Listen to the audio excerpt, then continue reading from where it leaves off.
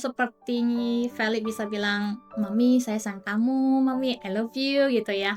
Kita berasa, walaupun kita kadang-kadang bisa marah-marah sama dia ya, tapi tetap aja maknya yang dicari. Habis marah, "Mami saya mau tidur sama mama," gitu. Kayaknya aku merasa, wah ini anak-anak benar-benar ya merasa bersyukur ya punya anak gitu.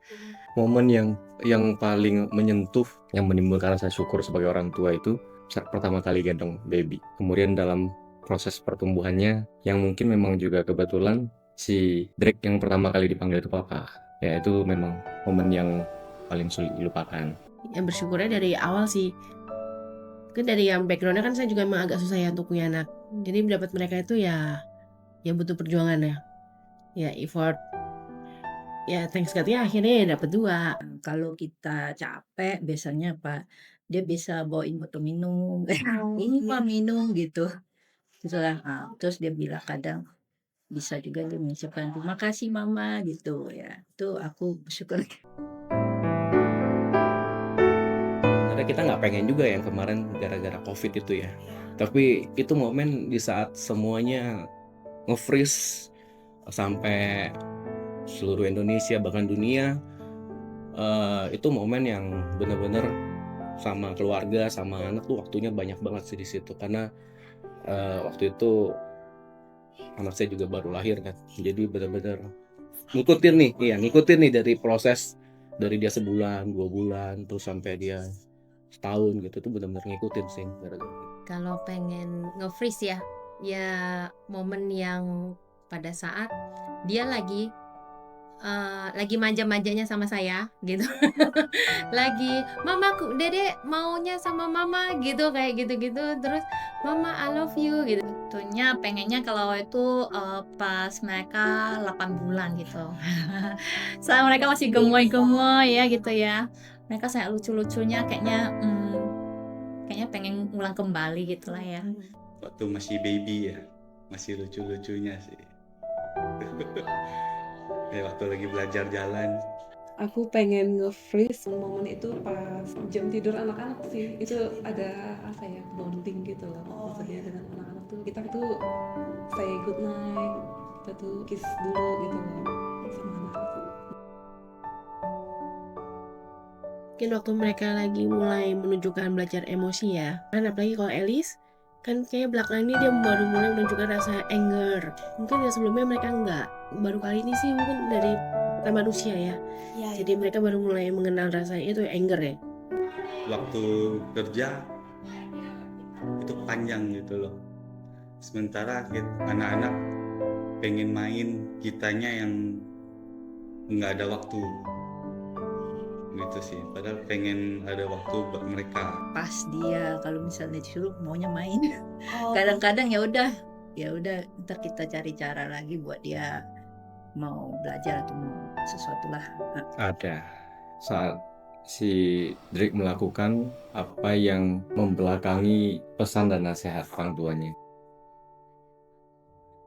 Dia tuh anaknya aktif banget kalau di rumah, suka loncat-loncat. Itu yang bikin saya, "Van jangan, nanti jatuh, tangannya nanti bisa kayak mama patah," gitu kan, kayak gitu-gitu. Terus di saat saya lagi buru-buru atau apa dia kan suka cerita tuh, suka cerita apa juga dia suka ceritain. Terus saya bilang, "Van tunggu Van, mama lagi terima telepon." Kayak gitu itu benar-benar menguji kesabaran saya sih supaya, "Van sabar dulu ya, mama terima telepon dulu," gitu kan. Akhirnya, "Iya ma, iya ya," kayak gitulah maksudnya si Jovanka ya saya harus mengikuti ritmenya si Jovanka yang nggak bisa diem ke satu, kedua yang banyak cerita yang butuh saya sabar kalau saya lagi buru-buru diganggu, itu aja sih. Menurut saya kayaknya mendidik anak itu susah ya. Apalagi kalau kita konsistensi kita itu dalam mendidik mereka buat disiplin itu susah sih, menantang ya. Meluangkan waktu untuk perhatiin dia aja kadang-kadang terbatas kadang-kadang ya. Jadi ya itulah kadang-kadang disiplinnya yang agak susah. Ya itu salah satunya itu kalau kita sebagai orang tua, ya dulu kan saya juga pernah jadi anak-anak gitu ya. Mungkin orang tua saya juga ngerasain ketika disanggah atau kenapa nggak boleh gitu. Jadi dalam tanda petik agak melawan ya gitu. Karena itu kalau udah saya akhirnya ngerti juga gitu waktu pas masih jadi anak-anak kita ngerasa ego kita kan tinggi sekali gitu kan. Kita sama orang tua dalam tanda petik ya gitu. Maksudnya kenapa nggak boleh gitu. Nah sekarang itu yang terjadi gitu kan. Jadi wah memang ini ya tantangannya gitu. Itulah momen yang kayaknya agak wah anak gue ngelawan gue. Kepintaran Greg itu untuk saat ini terlihat agak over karena pertumbuhan otak dan cara berpikirnya itu sedikit atau jauh lebih dewasa dari anak-anak seusianya. Nah, anak yang pintar itu ya susah untuk dikontrol. Jadi PR terbesar yang satu sisi menjadi kekhawatiran dan juga tantangan adalah bagaimana agar si Dre ini tetap bisa terkontrol dan kepintarannya itu berkembang di arah yang benar. Karena kalau sedikit meleset agak bahaya. Karena kita tahu sekarang banyak lah ya, semuanya kalau kita ikutin semuanya nggak boleh. Semuanya pasti ada sikap negatifnya kan. Kasih gadget nggak boleh. Makan dari hal sepele makanan aja semuanya nggak ada yang benar-benar pure bagus kan. Nah jadi ya mudah-mudahan sih mereka lebih kedepannya bisa lah ya ngikutin semuanya. Ya itu ngikutin moodnya mereka, ngertiin lagi mereka tuh maunya apa. Terus lagi sambil ngasih tahu mereka, oh ini loh emosional kamu tuh lagi saatnya ini. Misalnya mereka nggak ngerti kadang-kadang mereka tuh lagi bad mood. Cara ngeluarin cuma gara-gara mereka kesel atau mereka lagi kecewa atau mereka lagi sedih. Mereka kadang-kadang tuh belum gitu ngerti. Jadi mereka nganggapnya semua itu kita nganggapnya itu mereka tantrum. Padahal sebenarnya enggak semuanya kayak gitu kan. Cuma karena mereka belum bisa mengolah emosi mereka aja. Untuk saat ini yang paling bikin ngeselin ya karena ketidakdisiplinannya. Sangat tidak disiplin dan tidak begitu nyimak nasihat pesan orang tua atau orang lain. Ya satu sisi kita misalnya suruh buruan, dia tetap santai-santai.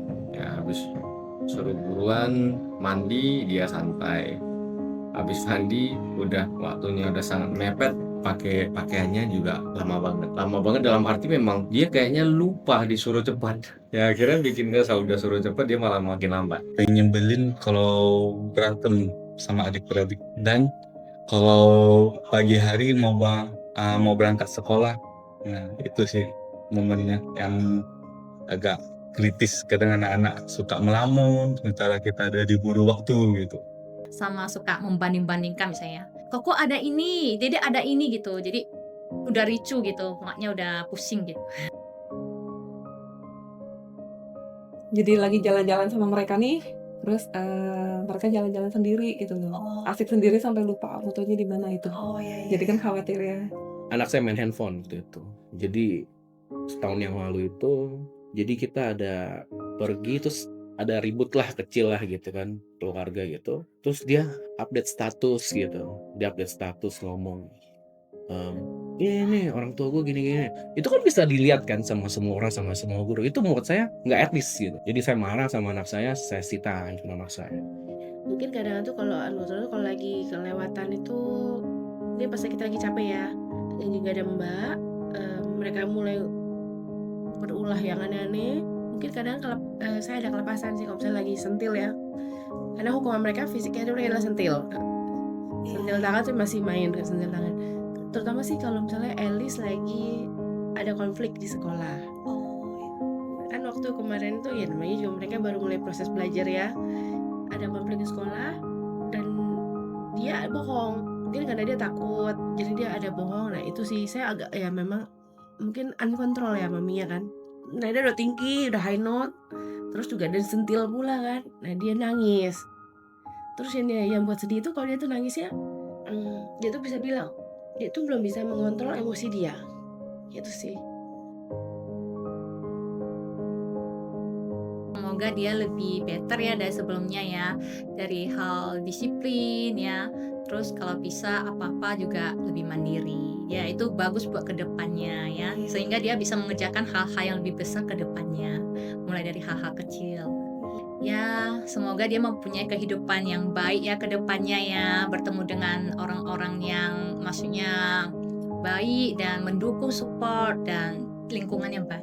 Di dalam hidup kan pasti ada tantangan ya. Jadi supaya mereka tangguh menghadapi tantangan hidup, terus mereka sadar, terus jadi anak yang bersyukur, terus juga selalu ingat bahwa orang tua akan selalu ada buat mereka. Pengen bilang ya, biar Jovanka sehat terus. Terus apa ya, biar makin pinter, makin ceria, aktif, tetap baiklah sama semuanya, sayang sama keluarga gitu. Ngarepinnya dia jadi anak yang baik ya, yang sehat, yang penuh semangat terus ceria lah gitu. Terutama disiplin, etika, sopan santun, hal itu sih yang paling penting ini ke anak-anak. Pesan ke Drake sebenarnya ya berharap Drake bisa selalu ingat pesan dan nasihat dari papa dan mamanya itu hampir tiap hari. Papa benar-benar berharap Drake dalam perjalanan pertumbuhannya itu bisa jadikan pesan-pesan papa sebagai rel hidupnya. Cukup merasa bangga lah sama Joanna ya. Misalnya saya lagi marah juga dia diam, misalnya ya, dia dengerin. Terus walaupun kita berulang kali ngomel, dia juga masih appreciate kerjaan saya gitu. Jadi anak yang baik pasti berbakti sama orang tua. Kamu harus bisa bertanggung jawab atas diri kamu sendiri, karena pasti kan kamu akan dewasa dan suatu saat papa mama udah gak ada di samping kamu kan. Jadi harus lebih bisa tough, bisa lebih tangguh lagi, bisa jaga buat diri kamu sendiri.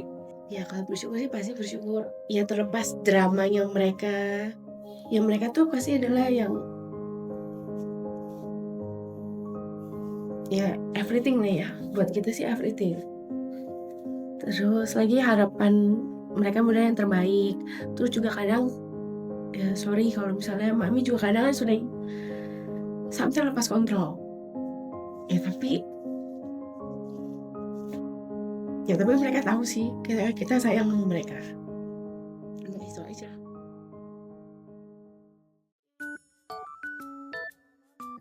Karena mama sayang sama saya.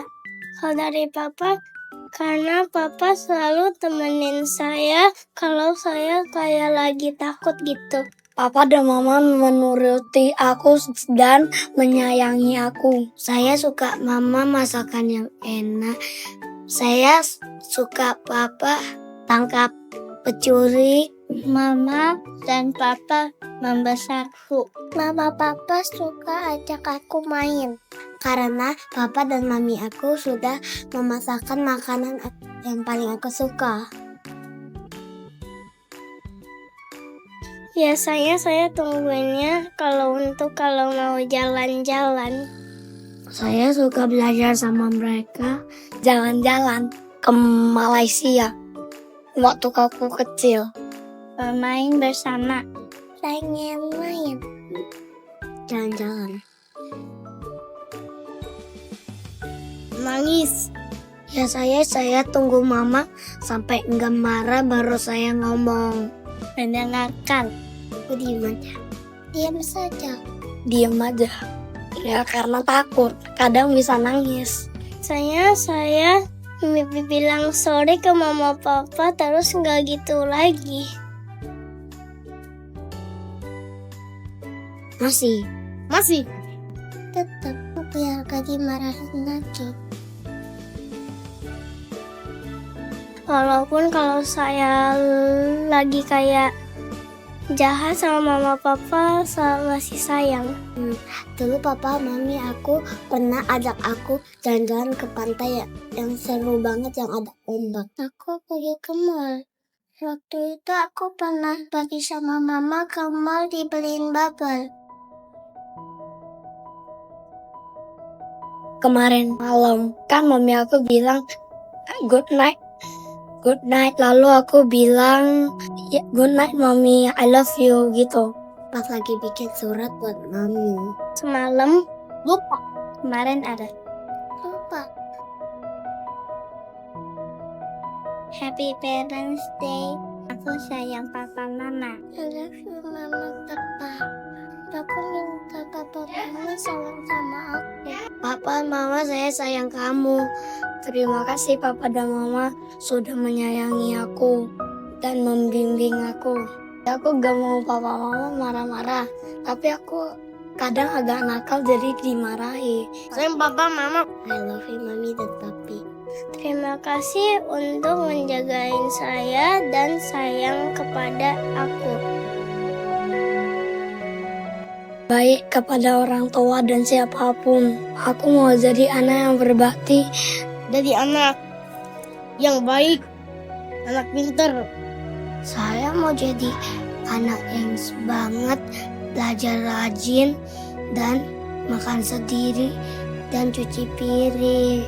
Buat papa dan mama gak capek. Mau menjadi anak yang memberi kebahagiaan dan berbuat baik. Aku pengen jadi dokter gigi, gara-gara kalau mama papa sakit gigi nanti papa mama pergi ke dokter gigi yang lain. Jadi anak baik, terus dengerin apa kata mami dan papa. Menjadi anak baik dan bikin mama papa bangga.